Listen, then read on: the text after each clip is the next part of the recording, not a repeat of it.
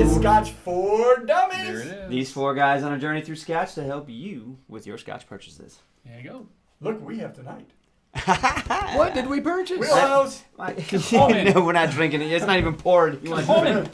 So tonight we are doing Kilchoman Loch Gorm 2017. This is so Kilchoman, of course, it's a young distillery, and the cool thing about this is this is one that they release every year, and it gets older every year. So because Say that again, Andrew. It's not like high school girls. What did you say? Oh my gosh. Good Lord. Back it up. so Loch Gorm was originally released. It was about a 3-year-old Scotch. It is exclusively Oloroso sherry butt matured, but this one is getting into that 6 to 8-year-old range. It's starting to pull a little more depth into the flavor, maybe get a little more oak flavor. We don't know. We haven't tried this yet. Well, I think somebody did. I don't know what you're talking about. So me. This is a peated Scotch, but sherry cask matured. So we're going to see what's going to happen. You're going to like this, Andrew. What did you say about the color of this? That's my favorite part of this. Not only did they say it, but they were proud enough to put it on the box. So Loch Gorm is just north of the distillery, and it's some of the most peated waters on Islay. Okay. And so they said that the water in the loch looks like this. It's the color of it. Reddish gold. Right? Reddish gold. That's some dark water. There's So- a lot of peat in there. Non-chill filtered, There's peat in natural here? coloring, 46% ABV. What do we got going on? 46. Wow. I like 46. Oh, that smells wonderful. This is like a sweet peat right now to me. I mean, right off the bat. Like Wow. charred marshmallows. It's like rib tips. Rib tips. So you get that char just on the the pork, and you just can get smell the sherry in it too, just though. to the edge Yeah, of it. no, I mean The it's sweetness to me is awesome. it's like when you I like use like a this. really sweet rub on meat and Yeah. then grill it. And And it gets char it up and it's a stuff, it's yeah. like a charred sweet rub. Yeah. Charred sugar. I like that. Oh yeah. Oh, what's that spice I'm getting out of this? Clove? No, starts with a C. Paprika? Cheyenne, is that it? Cayenne. Cayenne, that's Yippee? it. Thank you. Coriander. Clove. Cayenne. Oh, that's neat. That's neat on the taste palate. At That's first, really, really the good. very first palate to get out of there is like new charcoal, like the lump charcoal you get, not the briquettes, but that lump charcoal. What that smells like. That's different, isn't it? Yeah. It's like exactly licking a biscuit. Yeah. Like, I'm surprised at how sweet it is too, though. Like the middle of my tongue on the mid palate, it's super sweet. Yes. And then all around it, you get the smoke and the spice. It's really, really, really nice. Man. So now, interesting though, the palate is great. Going back to the nose though, It's got some not legs as on it, too. sweet now because my palate's kind of it tones the smoke down big time. I got some really deep red ruby flavors on the palate too. With that went along with the sweetness and peat. Interesting. I still haven't made my mind up on the mouthfeel though. It's a little different. Yeah, I mean it's 46%. I think it's smooth.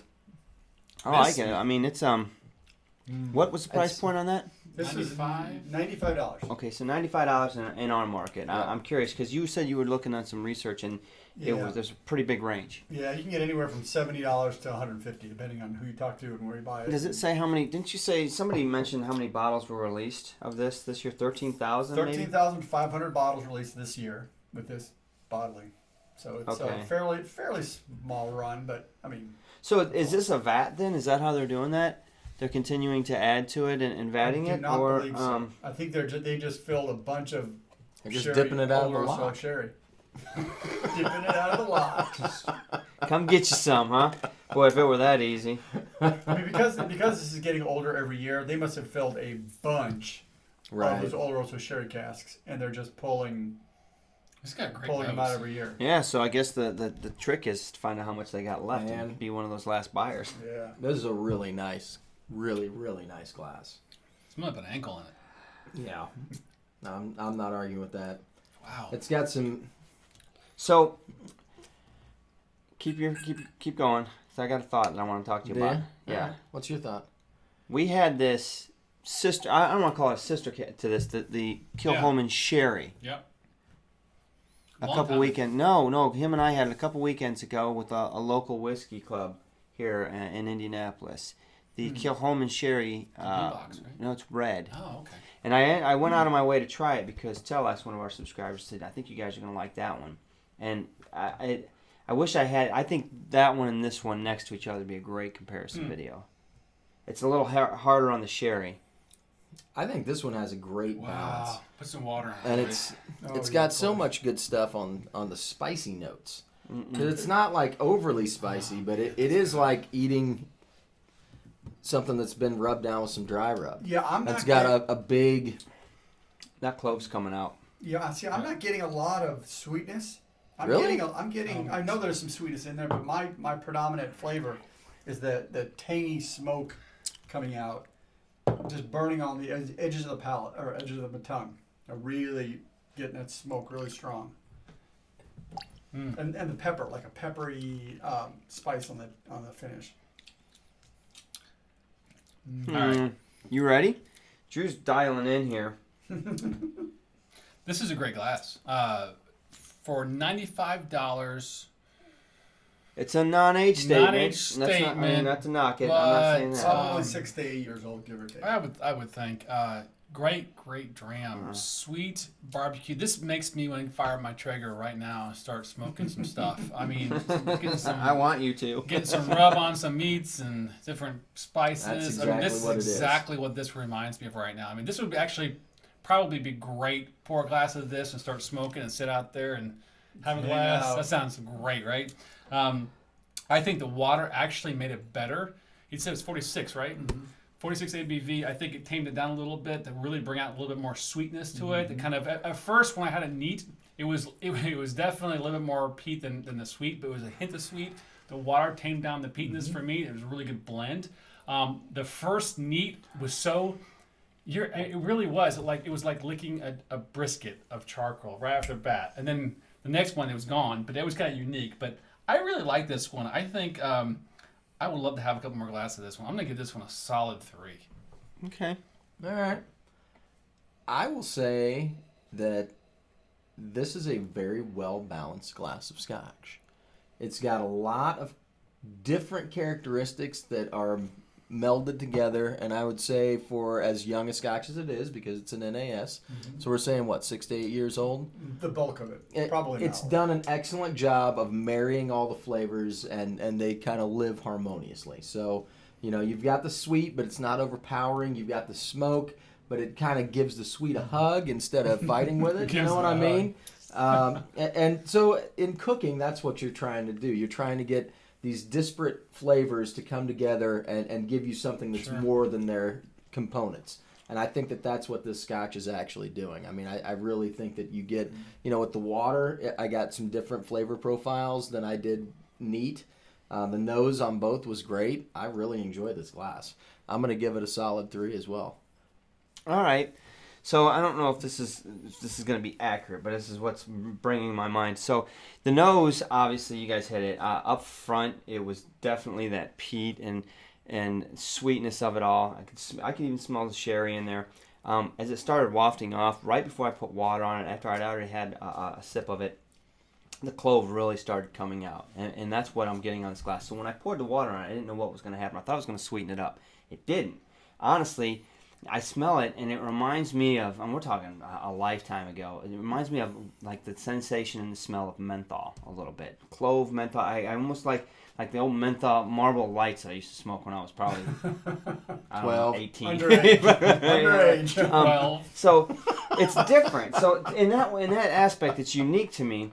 I'm not really sure that's what I want out of a scotch. I think it is complex. I do appreciate that. You can taste a little bit of the youth in it, obviously. Yeah. But I loved it right up front. Right up front, the very first smell, very first taste, I was like, all right, we're starting at a 3 and working our way up. And then the peat wafts off as everything does, and it started getting a little bit more like clovey, a little hotter, a little bit more, I don't know, numb feeling in the mouth. And so instead of going up from 3 up, I'm going to back it down to a 2.5. I like the Scotch. I love the distillery, and obviously it's got peat, so I'm gonna at least start. I'm not going below a 2.5 unless it's just freaking pulled straight from the lock. But I'm gonna say a 2.5. $95 for an NAS2 has got to take some consideration, but I'm not knocking it for that at all. Interesting glass. I will give it that. It's definitely an interesting glass. Let's hear it. All right, I've had some time with this, and I probably am more in Mark's camp than your guys' camp. Because, and I'll say why. Tonight, the smoke in this is dominating any sweetness that I'm getting tonight. And it's weird. So I'm getting like this, I don't this get that burnt at all. out. Either. That's weird. So I'm getting this burnt charcoal. It's really kind of overpowering. I added the water. It brought it down a little bit, but the mouthfeel is just watery. So I'm not as fond of this tonight as I would have expected. I'm going to go with a 2.5 on this. I agree with Mark. There's probably more to this than I would like to find more in it than I was expecting. Being multi-years in a sherry cask, an Old Roaster sherry, I would have thought there'd be more sweetness to it. And tonight I'm not getting that sweetness. And in all fairness, you're saying every time they come out with this every year, it's the whiskey's older. So it'll be very interesting to see what happens as it grows older, right? So maybe in another year or two that might happen. Well, I don't know. in this case, I think I would like to see the smoke came down just a little bit more. Typically those new make scotches or peated scotches are so potent that they need a couple of years to kind of bring down. That's why the Lagavulin 16 is so nice. It's got that time to age and kind of mellow more. This is still a little sharp on the stomach. It is. I like what they're doing though. Absolutely. As far as a distillery, they're unique in the fact that they